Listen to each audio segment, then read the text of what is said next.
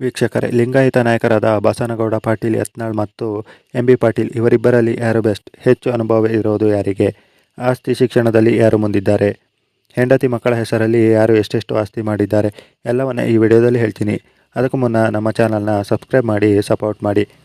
M B Patil ಅಂದರೆ Mallanagouda Basanagouda Patil 1964 October 7ರಂದು ವಿಜಯಪುರದಲ್ಲಿ ಜನಿಸಿದರು.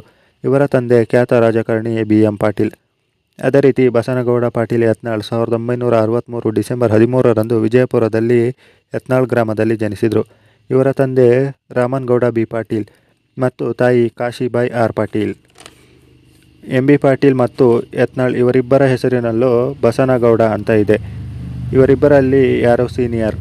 ಎಂ ಬಿ ಪಾಟೀಲ್ಗೆ ಈಗ 59 ವರ್ಷ, ಬಸನಗೌಡ ಪಾಟೀಲ್ಗೆ 60 ವರ್ಷ ವಯಸ್ಸಾಗಿದೆ. ಎಂ ಬಿ ಪಾಟೀಲ್ಗಿಂತ ಬಸನಗೌಡ ಪಾಟೀಲ್ 1 ವರ್ಷ ದೊಡ್ಡವರು. ಕುಟುಂಬದ ಹಿನ್ನೆಲೆ ಹೇಗಿತ್ತು? ಎಂ ಬಿ ಪಾಟೀಲ್ ಅವರ ತಂದೆ ಬಿ ಎಂ ಪಾಟೀಲ್ ರಾಜಕಾರಣದಲ್ಲಿ ದೊಡ್ಡ ಮಟ್ಟದಲ್ಲಿ ಹೆಸರು ಮಾಡಿದರು. ಇವರು ತಿಕೋಟ ವಿಧಾನಸಭಾ ಕ್ಷೇತ್ರದಿಂದ 3 ಬಾರಿ ಗೆದ್ದು ಬಂದಿದ್ದರು. ಅದೇ ಬಸನಗೌಡ ಪಾಟೀಲ್ ತಂದೆ ರಾಮನಗೌಡ ಉದ್ಯಮ ಮತ್ತು ಕೃಷಿಯಲ್ಲಿ ತೊಡಗಿಸಿಕೊಂಡಿದ್ದರು. ಶಿಕ್ಷಣದಲ್ಲಿ ಯಾರು ಮುಂದೆ? ಎಂ ಬಿ ಪಾಟೀಲ್ ಇಂಜಿನಿಯರಿಂಗ್ ಶಿಕ್ಷಣ ಪಡೆದಿದ್ದರೆ ಬಸನಗೌಡ ಪಾಟೀಲ್ ವಾಣಿಜ್ಯ ವಿಭಾಗದಲ್ಲಿ BCom ಪದವಿ ಹೊಂದಿದ್ದಾರೆ. ರಾಜಕೀಯಕ್ಕೆ ಬಂದಿದ್ದು ಹೇಗೆ? ಎಂ ಬಿ ಪಾಟೀಲ್ ತಂದೆ ಬಿ ಎಂ ಪಾಟೀಲ್ 1991ರಲ್ಲಿ ಶಾಸಕರಾಗಿದ್ದಾಗ ಇದ್ದಕ್ಕಿದ್ದಂತೆ ವಿಧಿವಶರಾದರು. ಆಗ ತಿಕೋಟ ಕ್ಷೇತ್ರಕ್ಕೆ ನಡೆದ ವಿಧಾನಸಭಾ ಉಪಚುನಾವಣೆಯಲ್ಲಿ 27 ವರ್ಷದ ಎಂ ಬಿ ಪಾಟೀಲ್ಗೆ ಟಿಕೆಟ್ ನೀಡಲಾಯಿತು.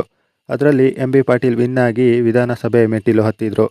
ಇನ್ನು ಬಸನಗೌಡ ಪಾಟೀಲ್ ಮೊದಲಿನಿಂದಲೂ ರಾಜಕೀಯದಲ್ಲಿ ಆಸಕ್ತಿ ಹೊಂದಿದ್ರು. ಬಿಜೆಪಿಯಲ್ಲಿ ತೊಡಗಿಸಿಕೊಂಡಿದ್ರು. 1994ರ ವಿಧಾನಸಭಾ ಚುನಾವಣೆಯಲ್ಲಿ ವಿಜಯಪುರ ಕ್ಷೇತ್ರದಿಂದ ಕಣಕ್ಕಿಳಿದ್ರು. ಮೊದಲ ಬಾರಿಗೆ ವಿನ್ ಆಗಿ ವಿಧಾನಸಭೆಗೆ ಎಂಟ್ರಿ ಕೊಟ್ಟರು.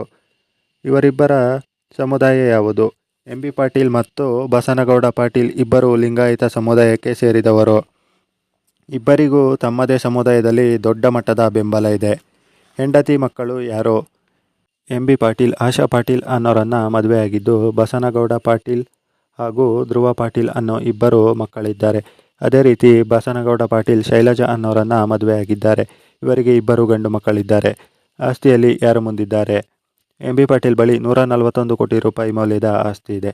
ಅದರಲ್ಲಿ 25 ಕೋಟಿ 59 ಲಕ್ಷ ರೂಪಾಯಿ ಮೌಲ್ಯದ ಸಾಲವೂ ಇದೆ. ಇನ್ನು ಬಸನಗೌಡ ಪಾಟೀಲ್ 26 ಕೋಟಿ ರೂಪಾಯಿ ಮೌಲ್ಯದ ಆಸ್ತಿ ಹೊಂದಿದ್ದಾರೆ. ಇದರಲ್ಲಿ 20 ಕೋಟಿ ರೂಪಾಯಿ ಸಾಲವೇ ಇದೆ. ಇವರಿಬ್ಬರ ಬಗೆಗಿನ ಈ ವಿಡಿಯೋ ನಿಮಗೆ ಇಷ್ಟ ಆಗಿದ್ರೆ ಸಬ್ಸ್ಕ್ರೈಬ್ ಮಾಡಿ ಸಪೋರ್ಟ್ ಮಾಡಿ.